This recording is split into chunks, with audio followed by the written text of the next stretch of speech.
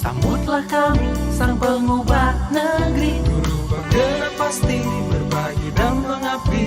Religi dan mandiri, solusi untuk negeri. Bergerak cerdaskan bangsa, gotong royong dalam satu irama. Merdeka belajar siswa, cerdas dan berkarakter Pancasila. Taklukkan rintangan yang ada, percaya yang kuasa guru penggerak akan selalu ada untuk siswa Indonesia bahagia.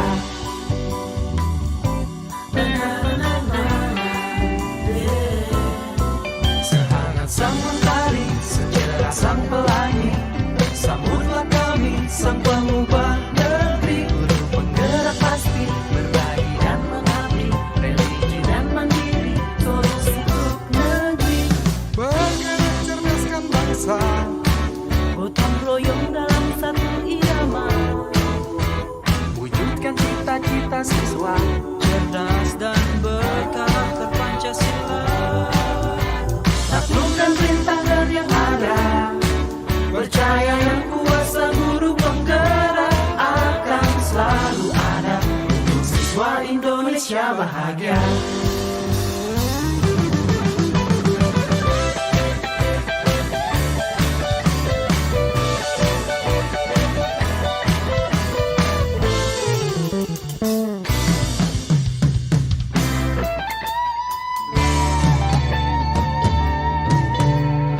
Bergerak cerdaskan bangsa, gotong royong dalam satu irama. Merdeka belajar siswa, cerdas dan berkarakter Pancasila. Taklukkan rintangan yang ada, percaya yang kuasa guru penggerak akan selalu ada untuk siswa Indonesia bahagia.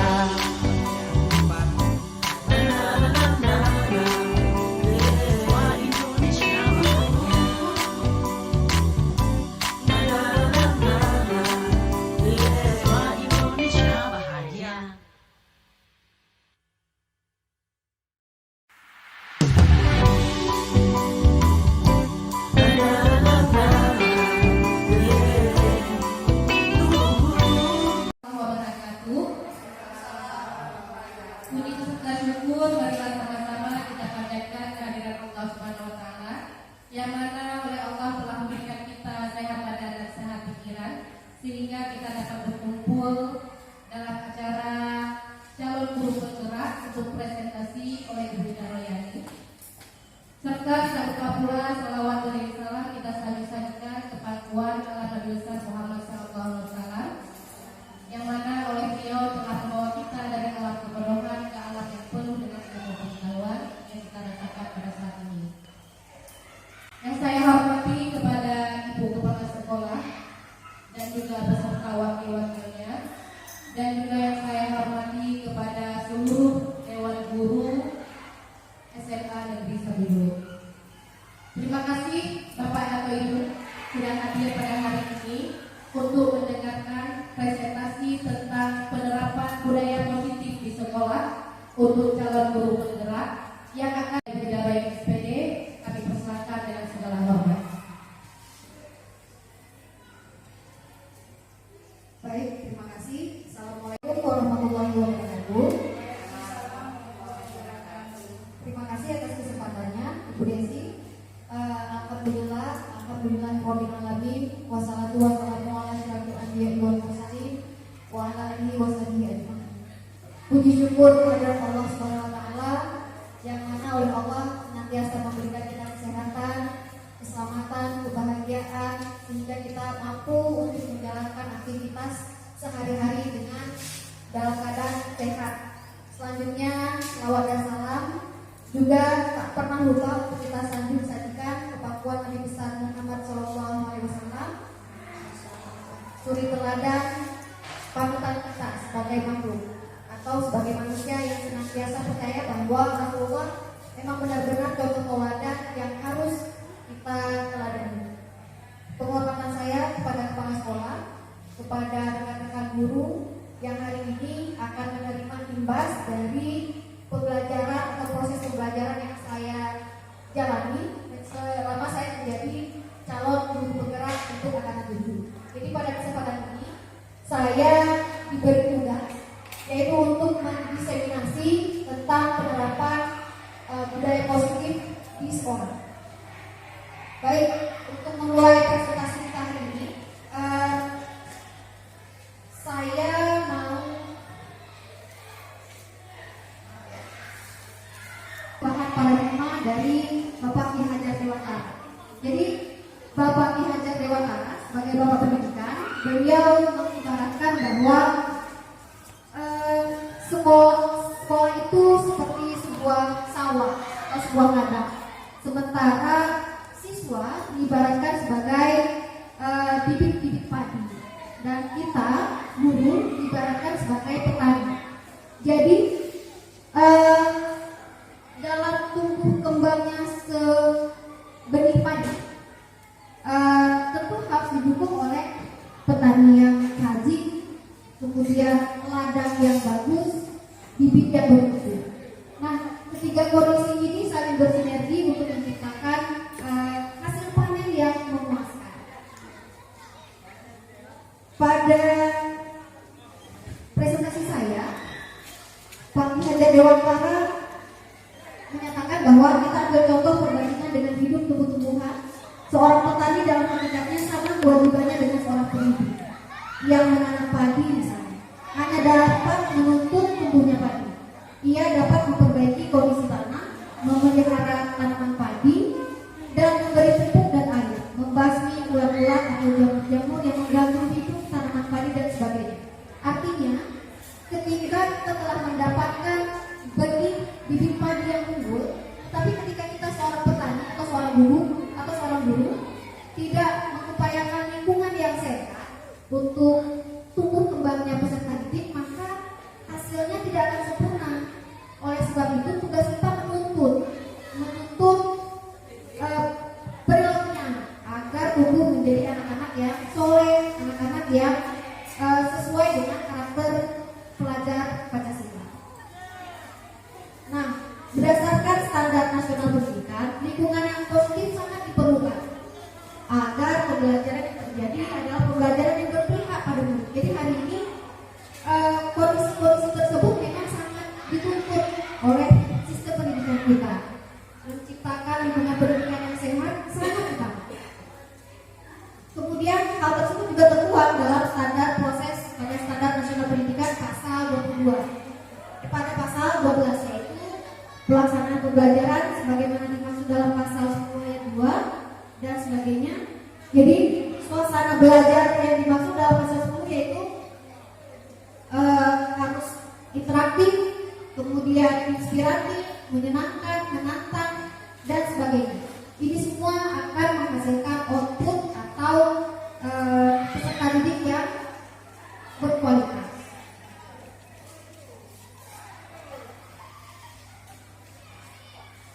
Nah, bahwa seorang guru itu bisa mengontrol murid.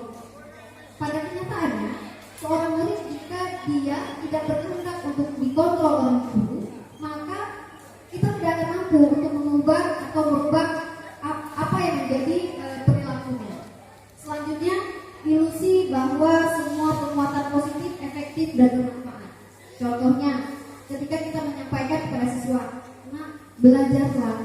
Dengan belajar nanti kamu bisa jadi dokter. Nah, kita berharap kalimat-kalimat positif kita itu bisa mengubah perilaku anak. Tapi ketika anak menutup dirinya untuk merubah, untuk menolak apa yang kita sampaikan, maka semua itu bisa membar. Selanjutnya, ilusi bahwa kritik dan membuat orang merasa bersalah dapat menguatkan karakter. Barangkali hal ini sering kita lakukan. Contoh, ketika kita menasihati siswa, kita sering mengatakan, nah, kamu jangan suka terlambat ke sekolah. Kamu gak sayang dengan orang tuamu. Kamu gak sayang dengan gurumu yang sudah lelah mengajarimu. Kita berharap ketika seorang siswa merasa bersama, maka dia akan berubah. Padahal perubahan tersebut biasanya akan terjadi hanya sementara saja. Kenapa? Karena perubahannya itu ilusi atau tidak berasal dari kemauan dia sendiri. Selanjutnya, ilusi bahwa orang dewasa memiliki hak untuk memaksa. Itu juga sering sekali terjadi dalam hubungan proses pembelajaran. Contohnya ketika seorang guru ketika memaksakan sesuatu kepada muridnya, hal seperti ini sering terjadi. Contoh, saya nggak mau tahu, kamu harus datang jam 8 di kelas saya. Kadang-kadang kita tidak melihat latar belakang kondisi kenapa siswa itu barangkali terlambat. Jadi perlu adanya komunikasi agar ilusi ini bisa teratasi dengan baik. Stimulus respon dan teori kontrol. Stimulus respon, kita menganggap bahwa realitas kebutuhan kita itu sama. Kita berpikir bahwa setiap kita itu punya kebutuhan yang sama. Pada kenyataannya, realitas kebutuhan kita itu berbeda-beda. Selanjutnya, semua orang melihat yang sama. Kita beranggapan bahwa ketika kita memandang sebuah kasus, kita berharap pandangan kita itu sama.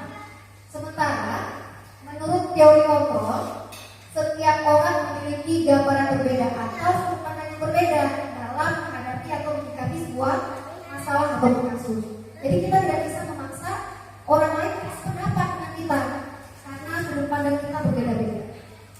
Selanjutnya, kita mencoba mengubah orang agar berpandangan sama dengan kita. Pada teori kontrol, kita berusaha memahami pandangan orang lain tentang dunia. Jadi dengan memahami pandangan orang lain, jadi kita tidak memaksa apa yang kita pikirkan dengan orang lain. Kemudian orang lain bisa mengontrol saya, hanya Anda yang bisa mengontrol diri Anda. Pada teori stimulus respon, saya berharap saya bisa mengontrol orang lain. Pada kenyataannya, setiap kita punya kekuatan untuk mengontrol diri kita sendiri. Jadi kita tidak berhak untuk mengontrol atau memaksa orang lain seperti yang kita inginkan.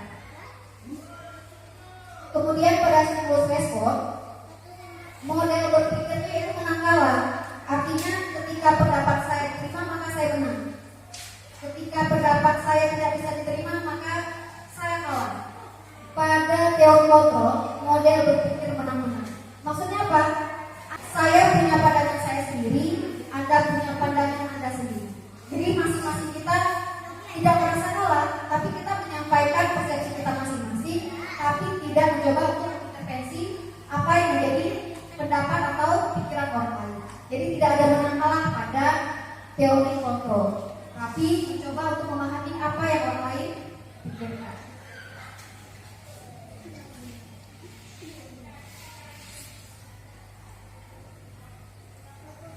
Nah, dalam penerapan budaya positif, kita sering mendengar kata disiplin. Nah, disiplin itu bukan hukuman, dan disiplin juga bukan untuk mendapatkan patuhan dari orang lain. Tapi apa? Disiplin adalah dalam penerapan budaya positif. Diharapkan disiplin itu dapat membuat seseorang menggali potensinya menuju ke sebuah tujuan mulia ataupun sesuatu yang dihargai dan bermakna. Jadi makna disiplin ketika anak-anak diminta untuk datang ke sekolah tepat waktu, itu bukan hanya sekedar peraturan, tapi dia memahami bahwa tepat waktu itu menjadi modal dia untuk disiplin dalam tata hidupnya. Jadi ketika anak sudah menganggap atau sudah punya makna dalam sebuah aturan-aturan yang ada di sekolah, maka disiplin itu akan menjadi karakter dan bukan sebuah pemaksaan. Selanjutnya, disiplin juga mempelajari bagaimana cara kita mengontrol diri dan bagaimana menguasai diri untuk memilih tindakan yang mengacu pada nilai-nilai yang kita hargai agar tercapai tujuan yang diinginkan tadi. Jadi pemahaman tentang tujuan atau makna dari disiplin itulah yang harus kita kuatkan pada anak-anak. Dan yang terakhir, seseorang yang memiliki disiplin diri berarti mereka bisa bertanggung jawab terhadap apa yang dilakukannya. Jadi ini dia disiplin diri yang diharapkan untuk atau berkembang pada karakter anak. Jadi bukan cuma sebuah aturan yang tertulis di sebuah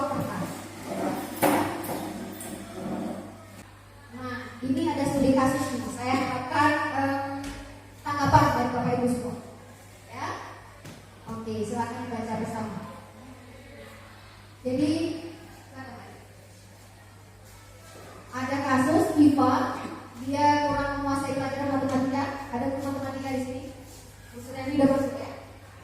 Kemudian selama proses pembelajaran terjadi, IPA banyak terdiam, kemudian coret-coret atau menggambar di buku pelajarannya. Pada saat guru matematikanya Pak Seno menanyakan pertanyaan pada IPA, kemudian IPA menjadi gugup dan tak sengaja menjatuhkan tasnya dari kursi. Serta tiba-tiba tidak bisa menjawab pertanyaan dari Pak Seno. Selanjutnya, seluruh kelas pun tertawa melihat perilaku IPA yang bicara tergagap dan terkejut. Nah, kemudian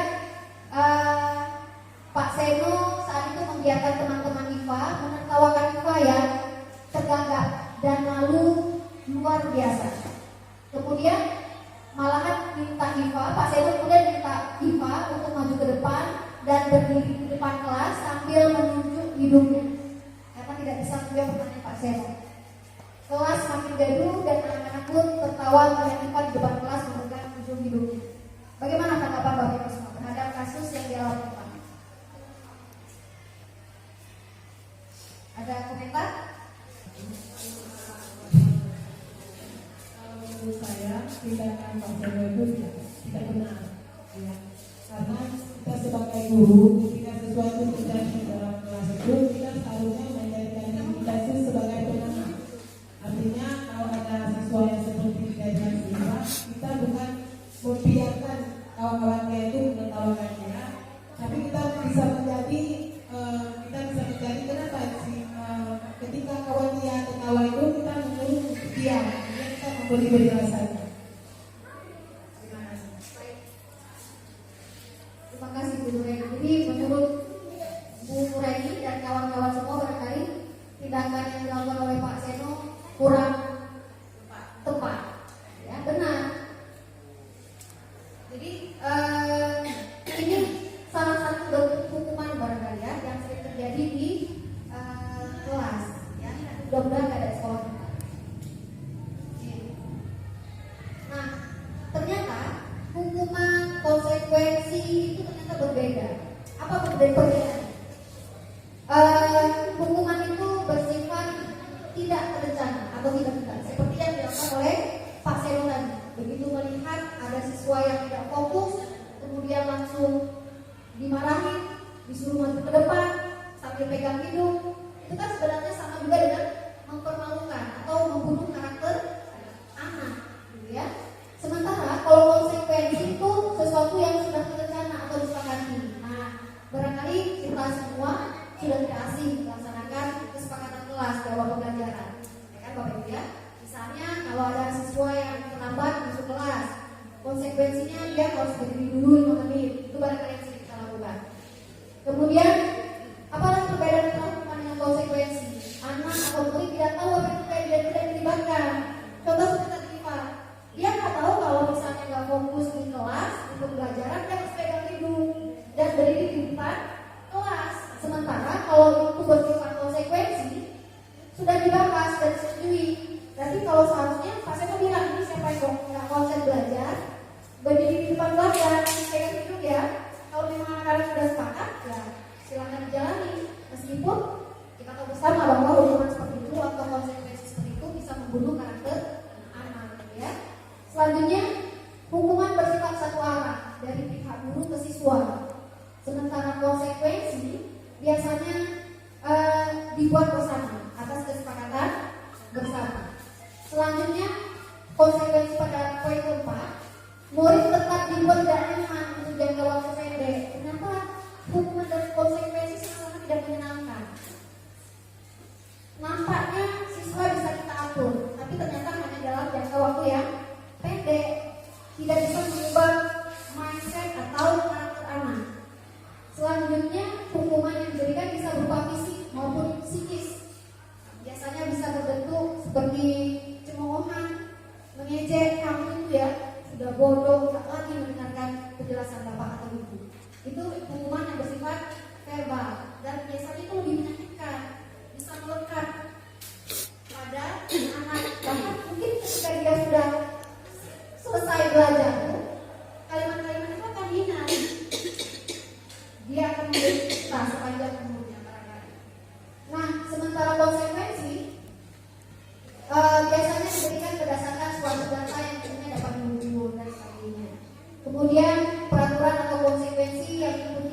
sudah diketahui sebelumnya itu perbedaan antara konsekuensi dan hukuman. Nah, ternyata Bapak Ibu ada satu lagi didukung oleh penghargaan.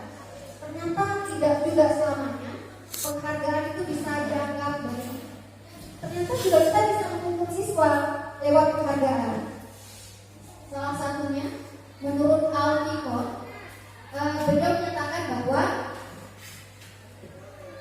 penghargaan bisa menghukum siswa pada jangka pendek dan jangka panjang. Kemudian penghargaan tidak efektif. Penghargaan merusak hubungan. Apa contohnya? Penghargaan bisa merusak hubungan. Misalnya ada di satu kelas ada dua siswa yang sama-sama berprestasi. Satu berprestasi di bidang olahraga, satu lagi berprestasi di bidang akademik. Ketika kita menghargai anak-anak yang cerdas di pelajaran fisika atau kimia, terus penghargaan kepada kita, akhirnya kita jadi malas bekerja, tidak dihargai. Jadi penghargaan juga bisa mempukul. Maksudnya apa? Seperti contoh tadi, ada anak-anak yang berbeda prestasi, cuma tidak kita hargai dengan sama. Akhirnya bisa merasa bahwa penghargaan ini kok tidak masuk saya, atau saya kok tidak dihargai oleh guru tersebut. Ya. Nah, ini dia contoh kasus yang lain. Yang mana yang disebut sebagai penghargaan hakiki seorang anak. Ketika seorang anak belajar dulu, kemudian dia bisa menyusun kata-kata dan bisa membacanya. Dan ketika dia berhasil membaca sebuah kata, ada rasa kebahagiaan yang tak terkatakan. Dia merasa puas setelah menguasai abjad-abjad tersebut. Itu sebuah kebahagiaan tanpa meminta puji dan sebagainya. Namun, ketika seorang ayah sudah kemudian memberikan hadiah barangkali, atau ibunya barangkali memberikan hadiah coklat atau sepeda, wah aku berhasil membaca ini, ibu berikan sepeda, ini ayah memberikan coklat. Kemudian ketika dia berhasil melakukan sesuatu, terus orang tuanya tidak menghargai lagi, maka dia menganggap apa? Ngapain lagi berbuat? Toh gak akan dapat hadiah-hadiah selanjutnya. Jadi ada kadang-kadang penghargaan yang bisa merusak prestasi atau merusak karakter. Jadi pandai-pandailah kita dalam menyikapi perilaku anak. Nah, ini contoh kasus yang kedua berkaitan dengan penghargaan. Silakan Bapak Ibu baca.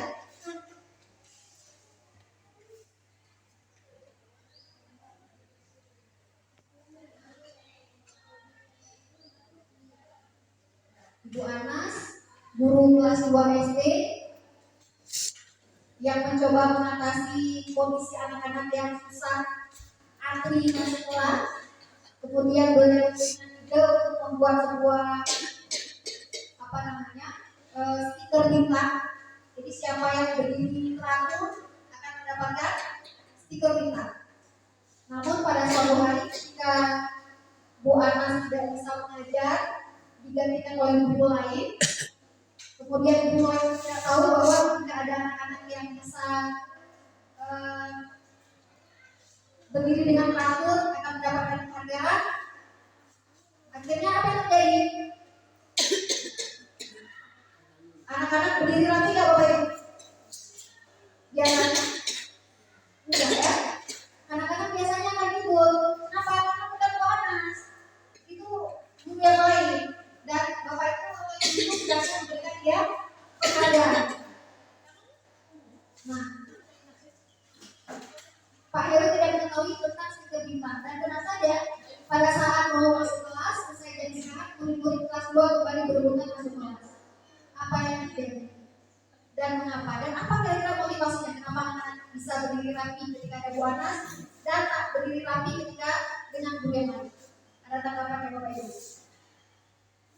Silakan Pak Sofian. Waalaikumsalam. Jadi dari kasus yang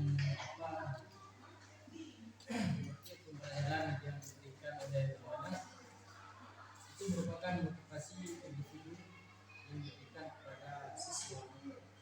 Juga dapat membawa dampak positif terhadap kelas. Juga ada sifat negatif terhadap guru yang lain dikarenakan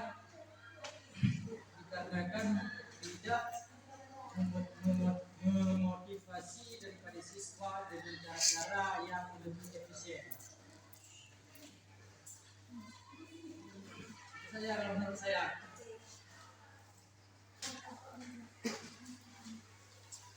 Motivasi dari anak-anak untuk melakukan sebuah peraturan atau kedisiplinan karena penghargaan ya. Oke, nah ini dia.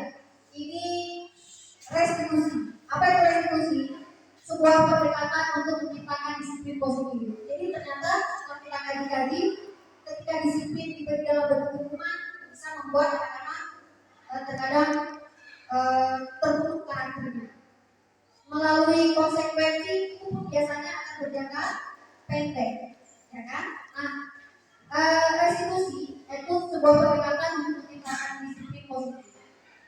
Apa itu restitusi? Pertama, sebuah proses menciptakan kondisi bagi murid untuk memperbaiki kesalahan. Jadi dia memahami apa kesalahannya. Kemudian mereka bisa kembali pada kelompok mereka dengan karakter yang lebih kuat. Untuk pada restitusi membantu murid berpikir tentang orang seperti apa yang mereka inginkan, karakter apa sih yang ingin dia wujudkan di masa depan, dan bagaimana mereka harus memperlakukan orang lain. Yang ketiga, restitusi membantu murid menjadi lebih memiliki tujuan dan disiplin positif memulihkan dirinya setelah berbuat salah. Kemudian penekanannya bukan pada bagaimana berperilaku untuk menyenangkan orang lain, itu kata kuncinya. Mereka berubah diri bukan untuk menyenangkan orang lain, namun ataupun untuk menghindari ketidaknyamanan, namun untuk menghargai nilai-nilai keyakinan yang mereka yakini. Nah, ciri-ciri dari pelaksanaan restitusi.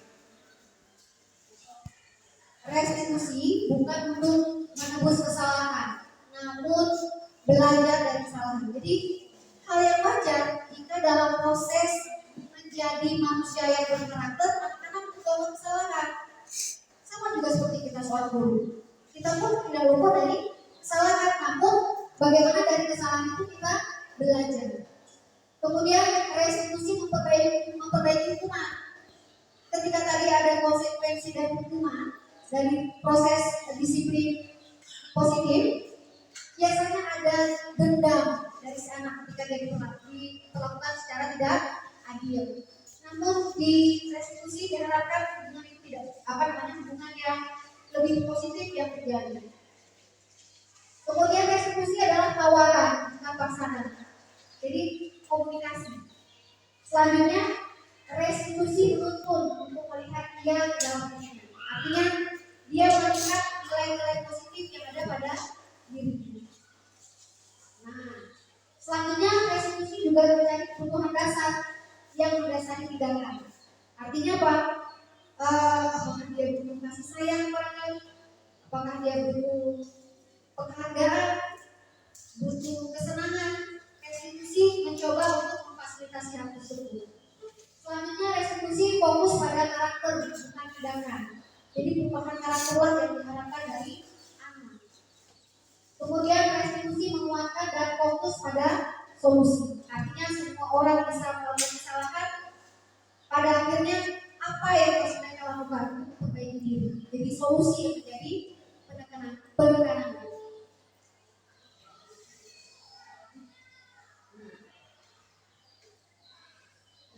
Oke, nilai-nilai keyakinan kelas. Sebelum kita masuk ke keyakinan ke materi keyakinan kelas, ada satu video yang saya tunjukkan. Ini tentang pelaksanaan kegiatan restitusi yang saya coba terapkan di kelas 3 yaitu ada kasus Arnia dan Musabina.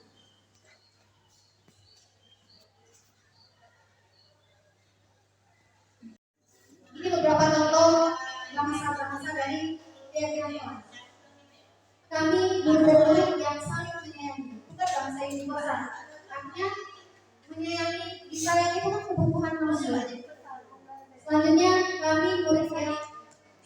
belajar. Dan yang terakhir, kami murid yang peduli dengan teman-teman. Ini kan nilai-nilai yang memang harus anak-anak sadari. Jadi tidak ada bullying di kelas, tidak ada saling ejek dan sebagainya. Karena ini nilai-nilai yang mereka ingin rasakan. Nah, seseorang akan lebih bergerak dan bersemangat untuk menjalankan keyakinan daripada hanya sekedar mengikuti serangkaian peraturan. Bagi kita seandainya peraturan itu tak punya makna. Nah, bagaimana pembentukan dari keyakinan sekolah atau kelas? Satu, keyakinan kelas bersifat abstrak. Kemudian keyakinan kelas merupakan pernyataan-pernyataan universal yang secara umum bisa diterima oleh semua kalangan. Selanjutnya, keyakinan kelas usahakan pernyataannya dibuat dalam bentuk bahasa yang positif. Dan selanjutnya, keyakinan kelas hendaknya tidak terlalu banyak sehingga anak-anak mudah untuk ingat dan melaksanakannya. Sehingga yang terakhir, semua warga kelas hendaknya ikut berkontribusi dalam pembuatan keyakinan kelas lewat kegiatan surat pendapat.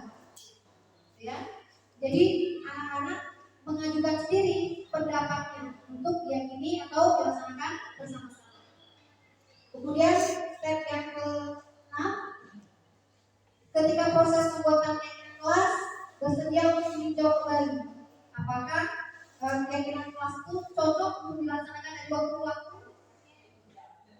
Nah, ini beberapa contoh keyakinan kelas yang bisa kita terapkan atau sampaikan atau kita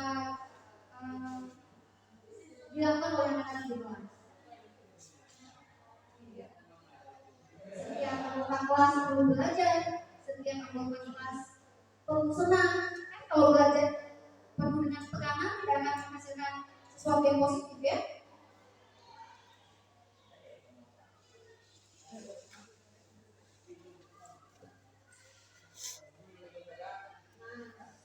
Dalam proses membuat disiplin positif bagi anak-anak, ini kebutuhan dasar manusia dan dunia yang berkualitas yang harus baik Bapak Ibu yang terhormat, berikut beberapa contoh sikap dan perkataan dari 5 posisi kontrol yang ada pada guru. Nah, kira-kira kita mau ngambil posisi kontrol yang mana nih? Apakah sebagai penghukum atau pembuat siswa merasa bersalah, atau teman, pemantau dan manajer? Nah, jika guru yang mengambil posisi sebagai penghukum, biasanya intonasinya tuh suka menghardik, marah-marah. Contoh kalimatnya, kalau kamu tidak melakukannya, awas kamu ya. Kalau kamu nggak ngerjain PR, saya hukum kamu ya. Itu bahasa-bahasa seorang guru ya memberi hukuman. Kemudian hasilnya apa? Biasanya anak-anak akan memberontak. Dan kaitan dengan dunia berkualitas, murid meletakkan guru di luar dunia berkualitasnya. Jadi kita menjadi orang asing bagi dia. Selanjutnya, murid biasanya akan berkata, biarkan saja, nanti juga marah-marah lagi. Berarti marah-marah itu hal biasa bagi siswa terhadap karakter kita. Selanjutnya, dampak pada murid, biasanya murid akan mengulangi kesalahannya. Nah, jika kita mengambil posisi kontrol sebagai pembuat siswa merasa bersalah, contohnya guru biasanya akan berbuat atau menceramani anak-anaknya. Contoh kalimatnya, seharusnya kamu nggak begini. Ibu kecewa sekali dengan sikap kamu. Kamu nggak sayang sama ibu, kamu nggak sayang sama orang tuamu, sehingga anak-anak akan merasa bersalah. Kemudian hasilnya apa? Anak-anak akan menyembunyikan atau tidak berkata jujur terhadap apa kejadian yang terjadi pada dia. Kemudian murid biasanya akan berkata, maafkan saya Pak, maafkan saya Bu, karena dia tidak memperpanjang persoalannya. Ya. Selanjutnya dampak pada murid biasanya akan merasa bersalah, akan merasa rendah diri karena kesalahan yang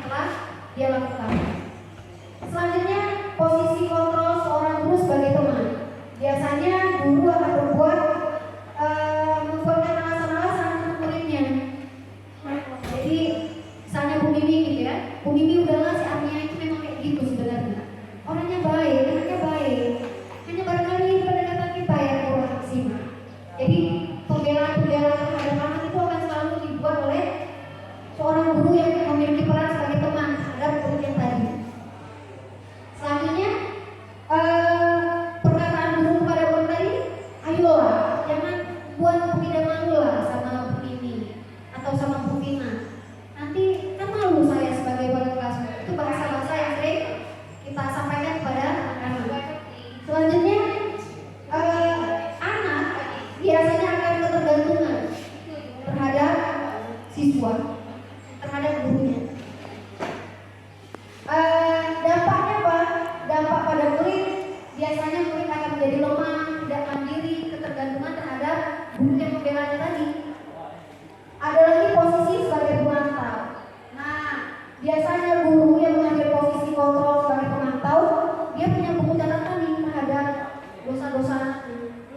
Oh, si artinya bapak tadi nih nggak datang terlambat. Oh, Desi ini sudah 15 kali nih lupa pagar. Biasanya ketika dia memberi nasihat kepada anak-anaknya, dia akan mungkin dan menghitung kesalahan anak. Terus biasanya guru akan menyampaikan atau mengatakan, kamu tahu kenapa kamu terlambat? Kamu tahu apa peraturannya kalau lompat pagar?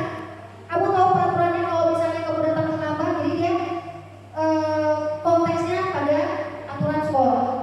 Bagi guru yang memiliki peran atau mengambil posisi kontrol sebagai pemantau.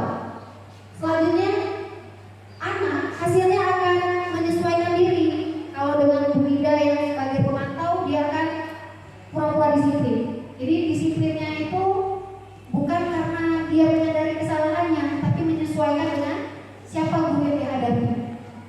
Selanjutnya, murid meletakkan guru, peraturan dan hukum di dunia berkualitasnya. Jadi itu jadi semacam, oh kalau dengan guru ini berarti harus kayak begini yang harus dia sikapi. Hasilnya apa? Menitik beratkan pada sanksi atau hadiah untuk dirinya. Jadi kalau dia diberi hadiah, dia akan baik. Kalau dia berbuat kesalahan, maka dia akan menerima hukuman. Jadi 2 kali pun. Jadi kalau nggak bawa PR kayaknya harus nulis catatan sampai 4 kali lipat. Bu, kalau saya nggak buat PR kan berapa halaman saya harus mencatat kembali. Jadi dia tidak menyadari kesalahannya karena dia sudah tahu dengan mudah kalau bisa dapat hadiah, kalau berbuat salah ada sanksinya. Gitu. Nah, posisi yang paling ideal adalah sebagai manajer. Biasanya guru yang memegang peran kontrol sebagai manajer akan mengajukan pertanyaan-pertanyaan. Misalnya, kenapa kamu terlambat? Kenapa kamu tidak mengerjakan PR? Apa penyebabnya? Itu. Jadi biasanya guru yang mengambil peran sebagai manajer akan memvalidasi dulu kesalahan siswa. Selanjutnya, ini dia bahasannya. Guru akan mengatakan apa yang kita yakini, apa yang bisa kau kerjakan untuk memperbaiki masalahmu. Jadi biasanya pada guru yang mengambil peran sebagai manajer, dia akan menstabilkan identitas anak dan juga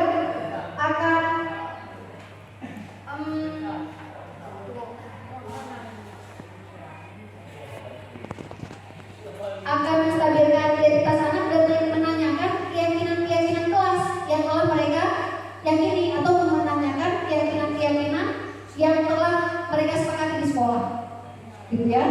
Kemudian bagi seorang guru yang mengambil peran sebagai manajer biasanya akan menguatkan pribadi anak lewat menstabilkan identitas tadi. Oh iya, baik, kamu lupa mengerjakan PR. Kenapa? Apa alasannya? Apa penyebabnya? Baik, ibu juga pernah seperti itu. Terus apa yang harus kita lakukan? Apa yang harus kamu lakukan untuk merubah atau memperbaiki kesalahanmu? Kemudian murid meletakkan dirinya sebagai individu yang positif dalam lingkungan yang berkualitas. Selanjutnya, bagaimana caranya saya bisa memperbaiki keadaan? Nah, ini kalimat yang muncul pada siswa. Jadi ketika dia menyadari kesalahannya, jadi saya harus gimana Bu untuk menebus kesalahan saya? Biasanya pada posisi ini guru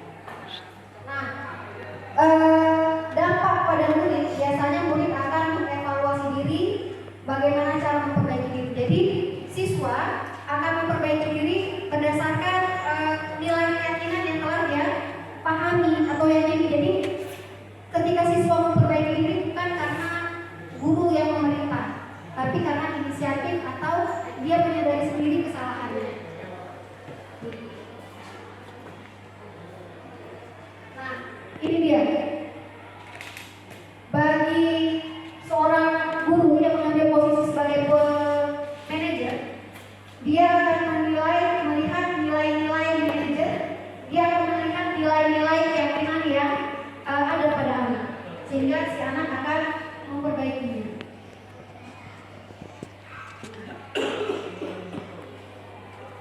Bagi guru yang mengambil peran sebagai pembuku atau pemantau ataupun teman, biasanya diberi dukungan untuk membuat rasa tidak nyaman. Sementara bagi guru yang mengambil posisi sebagai manajer,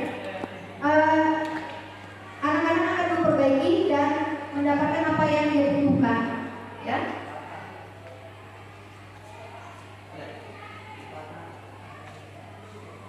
Ini dia segitiga restitusi. Jadi dalam pelaksanaannya segitiga restitusi itu ada 3 poin atau ada 3 hal yang dilibatkan. Yang pertama, validasi kebutuhan. Pada validasi kebutuhan, biasanya anak-anak akan ditanyakan, kamu tentu punya alasan untuk berbuat sesuatu. Selanjutnya, adakah cara yang lebih efektif untuk mendapatkan apa yang kamu butuhkan? Contohnya gini, ketika anak-anak datang terlambat. Kenapa kamu datang terlambat? Apa yang membuat kamu terlambat? Ya. Kemudian ada menanyakan keyakinan. Ketika anak-anak datang terlambat ke sekolah, kita tanyakan, menurutmu datang terlambat itu baik tidak dalam proses belajar? Jadi kita tanyakan kembali. Terus boleh juga dibahas, kalau kamu sering terlambat ke sekolah, kamu mau jadi apa nanti? Apa cita-citamu? Kalau kamu pengen jadi polisi, datang ke sekolah terlambat, apa bisa terwujud impianmu? Jadi hal-hal seperti itu yang kita bahasakan anak-anak. Selanjutnya, menstabilkan identitas. Nah, artinya apa? Ketika anak berbuat kesalahan, kita tidak judge tentang ini. Namun dari kesalahan yang telah mereka lakukan, kita coba perbaiki. Mereka memperbaiki sendiri. Artinya apa? Berbuat kesalahan itu manusiawi. Setiap orang pasti pernah melakukan kesalahan. Hanya saja bagaimana kesalahan itu bisa disadari dan diperbaiki. Ini dia beberapa bahasa yang bisa kita pakai untuk menstabilkan identitas anak. Silakan Bapak dibaca.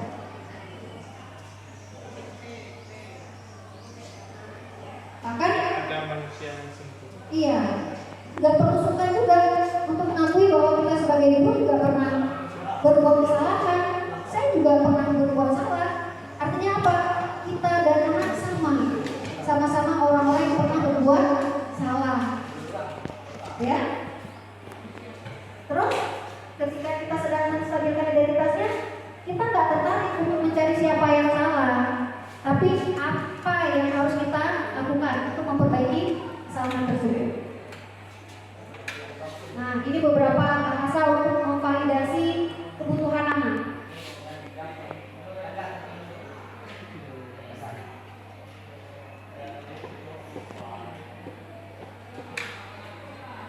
Jadi pada dasarnya setiap orang ketika melakukan sesuatu pasti karena ingin memenuhi kebutuhan-kebutuhannya. Baik itu ingin bebas, baik itu ingin dicintai, atau ingin bersenang-senang. Barangkali ada beberapa anak kita yang tidak masuk ke kelas, kemudian suka main-main aja di luar. Barangkali ada kebutuhan dia untuk bersenang-senang dalam kelasnya, dalam proses pembelajarannya. Barangkali selama ini proses pembelajaran kita itu monoton, sehingga dia memilih untuk berada di luar, nongkrong-nongkrong. Jadi ada beberapa hal yang harus kita sedikit berbagi. Selanjutnya, dalam segitiga restitusi ada menanyakan keyakinan. Ini beberapa kata atau kalimat yang bisa kita gunakan. Jadi anak melihat kesalahannya dihubungkan dengan norma sosial dan nilai-nilai yang mendasari manusia berinteraksi dengan orang lain. Jadi contohnya, apa keyakinan dari kelas kita ketika kita membuat kesepakatan kelas. Terus bisa juga dengan kamu ingin jadi anak yang seperti apa, ingin sukses seperti apa, dan seterusnya. Dan ini juga saya harus kita sampaikan juga. Apa yang kamu rasakan ketika kamu tidak mengejar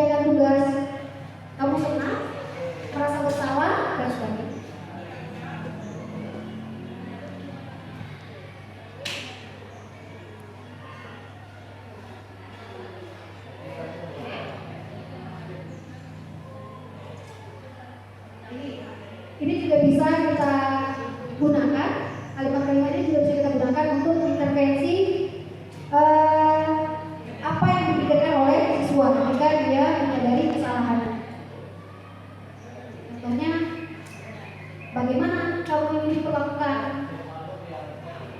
Atau saat ini harusnya kamu seperti apa ketika dia melakukan kesalahan? Nah, ini dia. Tadi sudah saya sampaikan beberapa pengalaman dalam penerapan segitiga restitusi yang saya lakukan di kelas. Jadi saya mewawancarai Arnia dan Salmina. Kemudian di kelas juga saya mencoba untuk menerapkan nilai-nilai keyakinan kelas. Nah, ini yang telah kami sepakati di kelas 11 PS 2. Jadi pada kesepakatan kelas, anak-anak menyampaikan pendapat, Bu, jangan buang sampah sembarangan di kelas kita. Oke, jangan. Kemudian ada anak-anak yang berpendapat, kita belajar kelompok ya Bu di kelas. Oke, tulis. Kemudian, Bu, jangan contek-contek di kelas kita ya. Oke, boleh. Jadi ini cuma pendapat siswa di kelas. Kemudian setelah siswa melakukan surat pendapat, kemudian kami perbaiki kembali bahasa-bahasanya menjadi kalimat yang lebih positif. Jadi kata jangan sama-sama kami sepakati untuk diubah menjadi kata buang sampah pada tempatnya. Dari awal anak-anak menyampaikan jangan buang sampah sembarangan menjadi kalimat buang sampah pada tempatnya. Selanjutnya jangan mencontek. Oke, kalimatnya diubah menjadi jujur dan percaya diri. Jujur dan percaya pada kemampuan diri ketika belajar. Jadi bahasa-bahasa positif itu yang disampaikan pada nilai-nilai keyakinan kelas ketika menyepakati peraturan di kelas. Ini yang saya lakukan di kelas 11 PS 2.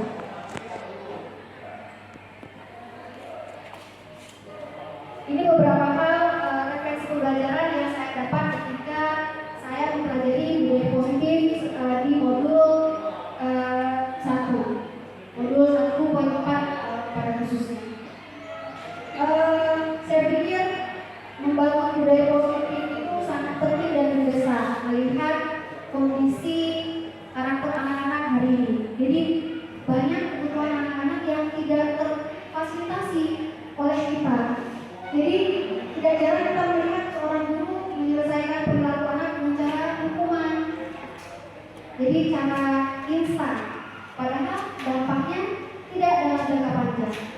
Mereka berubah hanya dalam jangka pendek dan bahkan kadang-kadang tidak merubah kesalahan atau karakter anak.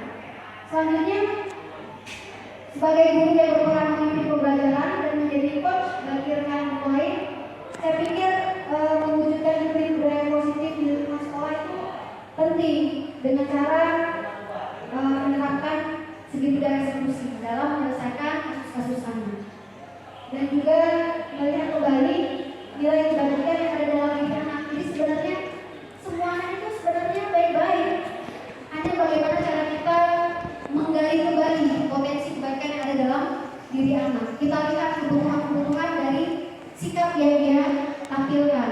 Kadang-kadang ada anak yang bandel, kita lihat dulu, barangkali dia kurang kasih sayang di rumah. Jadi ketika dia kurang kasih sayang di rumah, tambah lagi kita marahin di sekolah, tidak ada tempat nyaman untuk dia di sekolah. Di rumah dia tidak nyaman, di sekolah lebih lagi. Kemudian setelah memahami bagaimana membuat keyakinan kelas dan membangun budaya positif, saya pikir saya akan terus bersemangat untuk menyebarkan pemahaman ini kepada kawan-kawan. Barangkali hari ini saya kurang maksimal dan kawan-kawan juga tidak bisa berkumpul penuh. Nanti insya Allah kalau kita punya waktu yang lebih ada kesempatan lagi, kita akan sharing lagi soal penerapan budaya positif di sekolah. Kemudian saya juga akan terus berkolaborasi dengan kepala sekolah, guru-guru, rekan-rekan sejawat dan murid untuk terus membuat suasana sekolah kita menjadi lingkungan yang disiplin positif. Dan yang terakhir,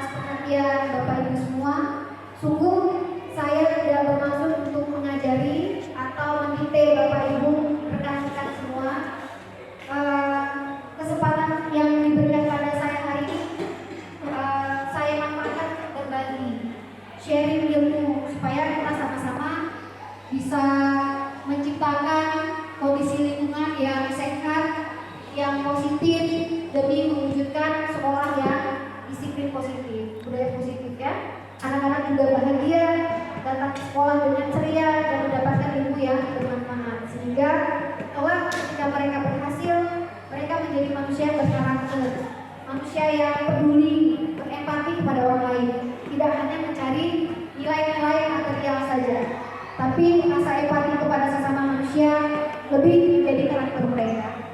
Seperti kata Hajar Dewantara, merdeka itu artinya tidak hanya terlepas dari perintah, akan tetapi juga cakap buat pemerintah diri sendiri. Artinya dia punya nilai karakternya sendiri, menjadi orang yang bisa berdiri dengan kakinya sendiri. Demikian, Assalamualaikum warahmatullahi wabarakatuh. Baiklah Bapak Ibu, terima kasih kepada Ibu Ida Royani yang sudah memaparkan materi tentang peserta didik kita. Semoga pada hari ini kita bisa diberikan ilmu yang bermanfaat oleh Ibu Ida Royani. Semoga dengan sharingnya Ibu Ida Royani bisa kita ambil hikmahnya, dan juga semoga kedepannya kita bisa menjadi guru yang lebih baik lagi untuk mendidik anak-anak kita. Terima kasih kepada Ibu Ida Royani, sekali lagi saya ucapkan untuk berbagi ilmu kepada kita semua. Assalamualaikum warahmatullahi wabarakatuh. Waalaikumsalam warahmatullahi wabarakatuh. Ya. Warahmatullahi wabarakatuh. Apa kabar semuanya? Baik. Sehat? Sudah sarapan? Alhamdulillah. Baik, sebelum kita memulai proses pembelajaran kita hari ini, ada yang mau saya tanyakan kepada kalian. Kalian pernah melihat polisi lalu lintas? Benar. Kira-kira dalam peraturan di jalan raya ada aturannya nggak? Ada. Ada ya. Salah satu contoh aturan di jalan raya itu apa? Pakai helm. Apa lagi? Ada SIM. Ada SIM. Surat izin mengemudi, mengendarai. Ada lagi aturan di lalu lintas? Pakai helm. Harus ada SIM. Apa lagi? Harus pakai spion. Kira-kira apa gunanya itu semua? Agar tidak terjadi kecelakaan. Benar sekali. Apa lagi fungsi aturan di lalu lintas? Hah? Tidak boleh balap-balap. Tidak boleh balap-balap. Supaya apa tidak boleh balap-balap? Tidak terjadi kecelakaan. Ada aturan yang mengatur sehingga lalu lintas di jalan raya menjadi lebih aman dan tertib. Nah, demikian juga di kelas kita. Hari ini kita akan membuat aturan. Tapi aturan yang kita buat berdasarkan keyakinan atau kesepakatan yang kamu anggap itu penting. Jadi kamu sendiri yang memberi aturan tersebut atau keyakinan tersebut. Supaya apa? Supaya proses pembelajaran di kelas kita menjadi lebih baik, lebih apa lagi? Lebih disiplin, benar sekali Al-Farabi. Jadi saya memberi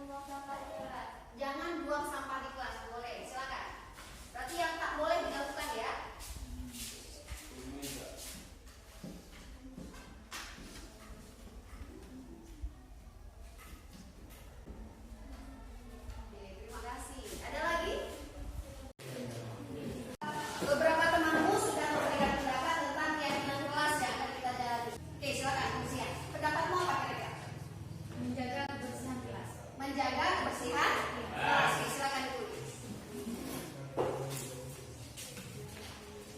Berarti apa yang boleh dilakukan? Kita sepakat sama-sama untuk menjaga Kebersihan kelas. Oke, kebersihan kelas. Ada lagi? Ada? Mudaris? Ada apa? Ada berapa? Oke, silakan pelan-pelan. Belajar sambil bermain game. Belajar sambil bermain game. Oke, boleh. Silakan ke depan. Berarti apa yang boleh dilakukan? Belajar sambil bermain games. Oke, belajar sambil bermain games. Baik, ada lagi? Baik, kalau sudah tidak ada lagi ide atau pendapat tentang kegiatan kelas yang ingin kamu terapkan di kelas kita, baik, berarti ini hal-hal yang sudah pendapat yang sudah kalian sampaikan. Jadi aturan kelas atau kesepakatan kelas ini akan sama-sama kita jalani supaya proses pembelajaran kita menjadi lebih teratur, lebih tertib, lebih apa lagi? Lebih disiplin dan nyaman. Sepakat? Sepakat. Ini nanti akan kita tulis dengan rapi, kemudian kita tempel di kelas. Siap? Siap. Terima kasih atas pendapatnya. Assalamualaikum warahmatullahi wabarakatuh. Waalaikumsalam warahmatullahi wabarakatuh.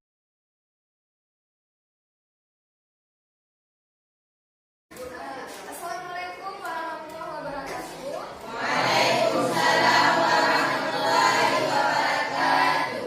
Selamat pagi menjelang siang untuk siswa-siswi sekalian. Masih sehat pagi ini? Sehat. Masih bersemangat? Semangat. Masih bersemangat. Nah, hari ini kita akan menerapkan atau mencoba untuk menyampaikan pendapat dari anak-anak sekalian tentang nilai-nilai yang harus ada di kelas kita, nilai-nilai yang memang seharusnya membawa manfaat, suatu keharusan untuk kemaslahatan kita semua di kelas. Salah satu contoh untuk memberikan pendapat ini misalnya siswa-siswi sekalian tentang menjaga kebersihan di kelas. Nah, jadi kebersihan